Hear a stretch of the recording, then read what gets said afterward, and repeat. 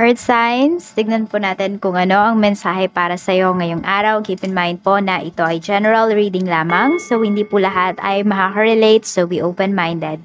Sa mga hindi pa po nakasubscribe dito sa ating channel, please subscribe na po kayo. And palike na din po ng ating video. At sa mga nice pong mag-avail ng ating private readings, Lucky Stones and Amulet, makikita nyo po yung link sa description box below. Tarot Intentions by Aliana Reyes. Okay, tignan po natin kung ano ba ang mensahe para sa iyo ngayong araw na ito.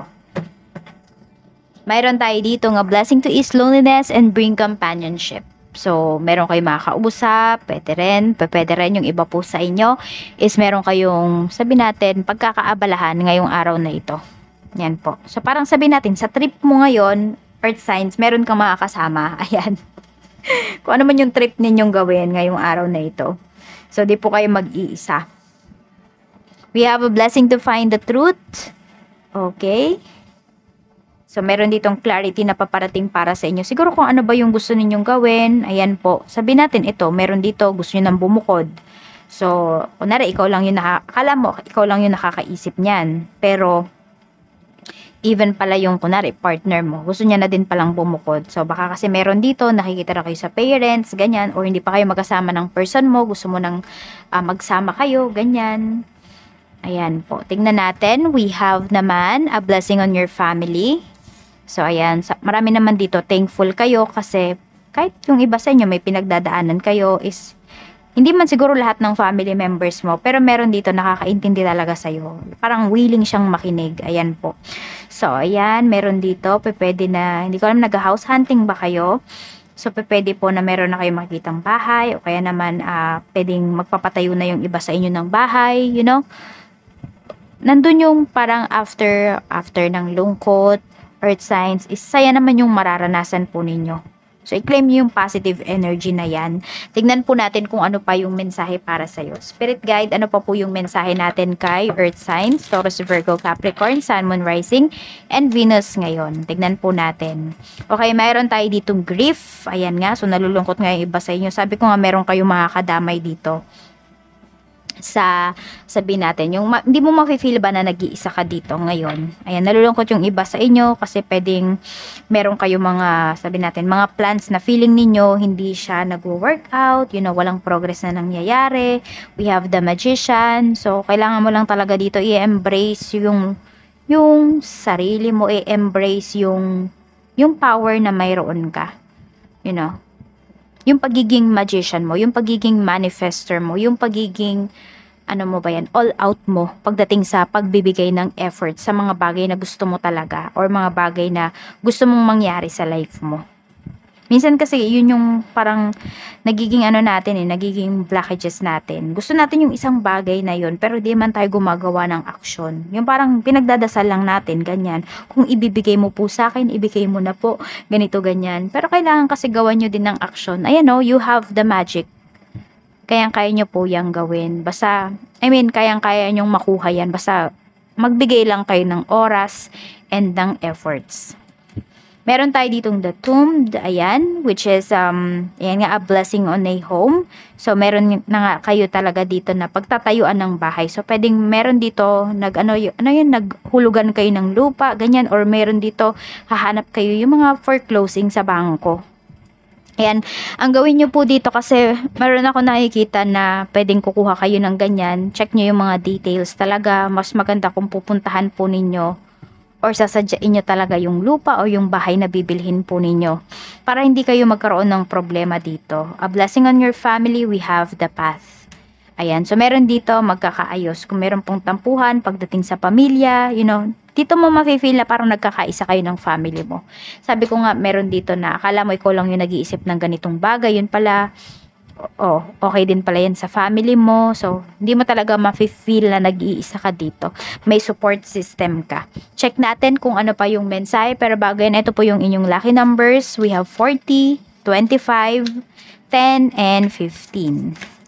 Okay, pagdating dito sa trabaho, we have 4 of Earth. So, marami po sa inyo is nandun yung parang meron dyan sa trabaho ninyo masyadong kinokontrol or masyadong tinitipid. So before, parang galante yung office ninyo, yung management ninyo sa pagbibigay ng something. Ngayon, yung supply ninyo, pwedeng, ayan, nagkukulang na siya. Parang limited na ba siya? Ganon yung pinapakita dito. Sasabihin natin, medyo dumadaan yung inyong trabaho sa parang, ano ba yan? Crisis meron dito. Dyan sa work po ninyo. Tingnan natin pagdating naman sa negosyo. Pagdating sa negosyo, we have Knight of Water. So, dito naman, pagdating sa negosyo, maganda yung pinapakita. Kailangan nyo lang talaga is mas makakonect sa inyong mga kliyente, sa inyong mga customers. Parang ganito, kunwari, meron silang binili. Alam mo yung magkaroon kayo ng conversation. Oo, parang lumapit ka sa mga clients mo. Yun yung gawin mo dito. Earth signs. Kunwari, ito lang yung binili nila. Alokin mo sila nito. You know? Kasi, di ba, parang ini-introduce mo yung products mo, ganon. At saka mas dadami yung sales mo. Kasi sa una, parang hindi naman sila interested doon sa inaalok mo kasi ito nga lang yung bibili nila. Eh, kung meron silang ekstrang pera, mapapabili na din sila kasi may tiwala sila sa'yo. Parang i-sales stock mo sila, yun yung kailangan. Diba? Tignan natin kung ano pa yung mensahe. So, kailangan pagdating sa business niyo is maglaro din kayo ng mga, mag-try kayo, what I mean. Hindi parang laruin niyo yung business niyo. Tignan niyo kung saan ba kayo mag-grow, saan ba kayo mas makakarami ng sales, parang ganyan. Pagdating sa pera, we have the world. Okay, so meron dito, meron kayong ma-receive na money. Meron ay galing pa sa ibang bansa, galing sa malayo. Meron dito, ayan, pampatayo talaga ng bahay. Yan po, pwedeng big amount of money ito. Tignan natin, pagdating naman sa love life, we have Queen of Water. Ito po yung energy, loving, giving, and psychic. Tignan natin. So, we have number 21. Type nyo na, isulat nyo na din po as your lucky number. Sa mga single, we have 6 of Earth. Sobrang generous. Or meron, ikaw ba, yung sobrang generous? Or sobrang generous? Merong tao ditong sobrang generous sa'yo. Ayan, pwedeng pinupuno ka nito ng gifts. So, yung iba sa inyo nila love bomb kayo dito. So, it's up to you kung tatanggapin ninyo. Kunwari, naliligaw pa lang sa inyo yung tao na yan. Tatanggapin mo ba lahat ng binibigay niya sa'yo? Kasi baka mamaya, alam mo yun, parang niya, itatak niya sa isipan mo na, madami ka nang naibigay or madami na siyang naibigay sa'yo. Kaya parang may utang na loob ka na, ganun. So, mag-isip kayo kung tatanggapin nyo ba lahat. Kasi sobrang generous niya talaga. As in, parang kayo na lang yung mahihiya pag hindi ninyo tinanggap. Parang dun kayo dadaanin sa gifts. Galante.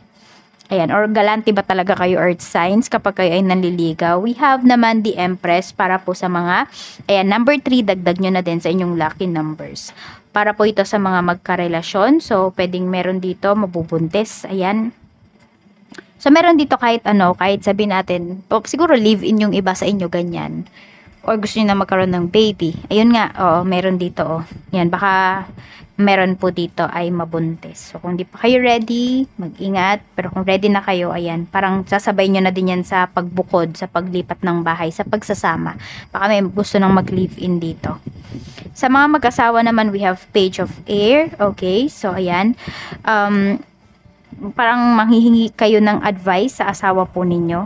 Parang meron kayong discussion dito, but coming from your person is very loving yung energy na bibigay niya sa'yo. So, pakinggan mo talaga yung mga sasabihin niya sa'yo kasi totoo yung mga sasabihin niya sa'yo. Siguro sabihin natin, naiisip ng tao na to or ng asawa mo na pwedeng magalit ka dun sa sasabihin niya, pero sasabihin niya pa rin kasi alam niya na yun yung mas makakabuti sa'yo. Tsaka nakikita ko talaga, ayan, kung ikaw yung nalulungkot dito, talagang dadamayan ka niya. Mafe-feel mo na talagang yung taong to, sasamahan ka talaga niya sa up and down ng life mo or na mga nangyayari sa buhay mo or sa buhay po ninyo, di kanya talaga iiwan. So, ayan lang po, maraming salamat, mag-iingat po kayo always and more blessings to come, earth signs. Bye!